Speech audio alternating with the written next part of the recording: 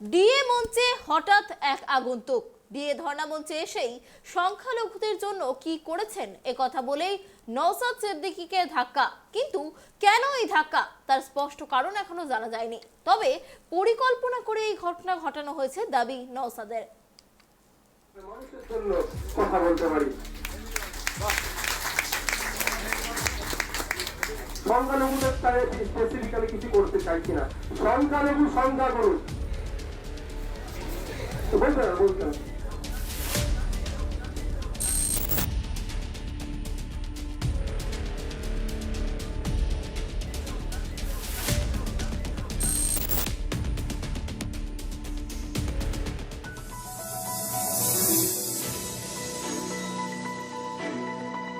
DA মঞ্চে নওশাদ সিদ্দিকীর গায়ে হাত তোলার অভিযোগ উঠল এক যুবকের বিরুদ্ধে। এই ঘটনাকে কেন্দ্র করে তুমুল বিতর্ক দানা বেঁধেছে। কেন এই ধাক্কা তার স্পষ্ট কারণ এখনো জানা যায়নি।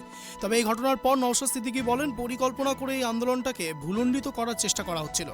ধন্যবাদ যারা আছেন এখানে সকলেই শিক্ষিত মানুষ, তাকে ধরে পুলিশের হাতে তুলে দিয়েছেন। পুলিশের এখন কাজ সত্যটা জনমানুষে আনা। কে এসেছিল, কেন এসেছিল সেটা সকলের সামনে আনা দরকার। প্রশ্ন উঠেছে ডিএ মঞ্চের নিরাপত্তা নিয়েও। এ প্রসঙ্গে নওশাদ বলেন, এই মঞ্চকে নিরাপত্তা দেওয়ার দায়িত্ব পুলিশের, কোর্ট থানাকে বলে দিয়েছে। দুঃখের বিষয়, নিরাপত্তা নিশ্চয়ই গাফিলতি আছে, সেজন্য এরকম হচ্ছে। আশা করছি আগামী দিনে নিরাপত্তা বাড়ানো হবে। তেমনটা না হলে আদালতের কাছেই প্রশাসনকে জবাবদিহি করতে হবে।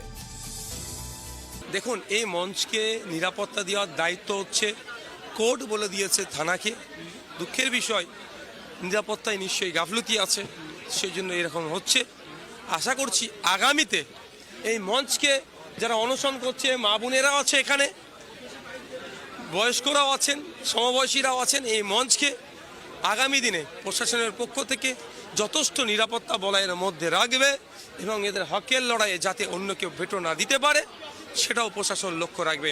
অন্যথায় কোর্টের কাছে প্রশাসনকে কিন্তু জবাবদিহি করতে হবে। কে এই যুবক, সঠিকভাবে তার পরিচয় এখনো জানা যায়নি। তবে সূত্রের খবর, বাঁকুড়ায় থাকেন তিনি। আন্দোলনকারীরা জানান, নিজেকে ইউটিউবার পরিচয় দিয়ে ঢুকেছিলেন ধর্ণা মঞ্চের ভেতরে। এদিকে শনিবার ভাঙড়ের বিধায়ক নওশাদ সিদ্দিকী যান ডিএ আন্দোলনকারীদের মঞ্চে বক্তব্য রাখছিলেন নওশাদ। সেই সময়ই ঘটে ঘটনাটি। নওশাদের বক্তব্য তখন প্রায় শেষ। মঞ্চ ছাড়বেন, হঠাৎই কালো শার্ট পরা এক যুবক উঠে আসে দড়ি ডিঙিয়ে মঞ্চে। বাঁ হাতে তার হেলমেট ধরা, কিছু একটা বলছিলেন। শুধু শোনা যাচ্ছিল, সংখ্যালঘুদের জন্য কি করেছেন। উত্তরও দেন নওশাদ। আশপাশ থেকে তখন অনেকেই বলতে থাকেন, ইনি কে। এসবের মাঝে হঠাৎ ওই যুবক নওশাদকে ধাক্কা মারেন। ততক্ষণে ছুটে আসেন বাকি আন্দোলনকারীরা। এ প্রসঙ্গে তৃণমূলের মুখপাত্র কুণাল ঘোষ বলেন, এই ধরনের চর বা শারীরিক হেনস্থা সমর্থন করি না, এটা সুস্থ রাজনীতি নয়। তবে এই মঞ্চ নাটকের মঞ্চ হয়েছে। নাটকের কোনো অঙ্কে কে কি অভিনয় করছে সেটা বলা মুশকিল। Bureau report, tribe TV. DA ধর্ণা মঞ্চে নওশাদ সিদ্দিকীকে ধাক্কা। অভিযুক্ত শেখ আব্দুল সালাম ওরফে তোতা হাওড়ার বাঁকড়ার পশ্চিম পাড়ার বাসিন্দা। তৃণমূল পরিচালিত বাঁকড়া 2 নম্বর পঞ্চায়েতের সদস্য এই আব্দুল সালাম রাজীব বন্দ্যোপাধ্যায় ঘনিষ্ঠ বলেই পরিচিত সে। বিধানসভা নির্বাচনের আগে রাজীব ব্যানার্জি বিজেপিতে যোগ দেন। ফের তৃণমূল ক্ষমতায় আসার পর এলাকায় সেভাবে তাকে দেখা যায়নি। বাঁকড়া 2 নম্বর পঞ্চায়েতের উপপ্রধান শেখ মেহের আলীর বক্তব্য, বর্তমানে তৃণমূল কংগ্রেসের সঙ্গে তার কোনো যোগাযোগ নেই বা তিনি এলাকাতেও আসেন না। তবে পঞ্চায়েত সদস্য সে রয়েছে, তার বিরুদ্ধে অনেকগুলি মামলা রয়েছে, তাই দল তাকে সেভাবে আর পাত্তা দেয় না। তবে নওশাদ সিদ্দিকীকে ধাক্কা মারার ঘটনার নিন্দা করেন উপপ্রধান। হাওড়া সদরের তৃণমূল কংগ্রেস সভাপতি কল্যাণ ঘোষ জানিয়েছেন, ভোটের সময় তোতা একজন সমাজ বিরোধী, তাই তার সম্পর্কে বেশি কিছু বলার নেই। রাজীব ব্যানার্জির নাম না করে তিনি বলেন, তার বিরুদ্ধে বিজেপির হয়ে ভোটে যিনি দাঁড়িয়েছিলেন তার ডান হাত ছিল তোতা। বিজেপির হয়ে ঝামেলা পাকাবার চেষ্টা করেছিল। বর্তমানে পঞ্চায়েত সদস্য থাকলেও দল থেকে তাকে বহিষ্কার করা হয়েছে।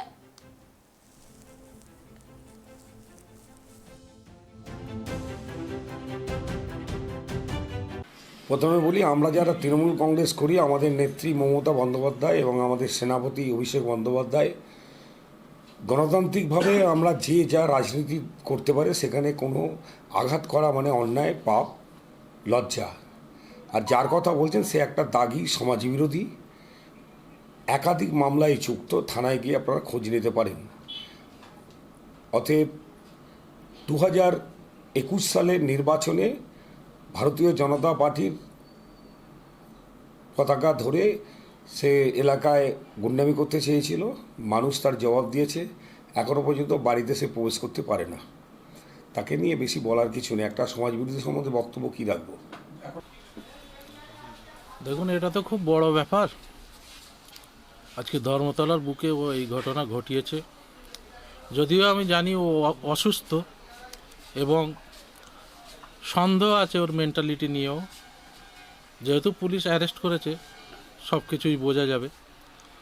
সত্যি কথা, এটা ও আমাদের বাঁকড়া 2 নম্বরের পঞ্চায়েত সদস্য এখনও পর্যন্ত আছে। যদিও আমাদের এই যে বিধানসভা গেল, বিধানসভায় ও কিন্তু ভোটের আগে আমাদের সঙ্গে ছিল না এবং আমাদের তৃণমূল দলও করেনি।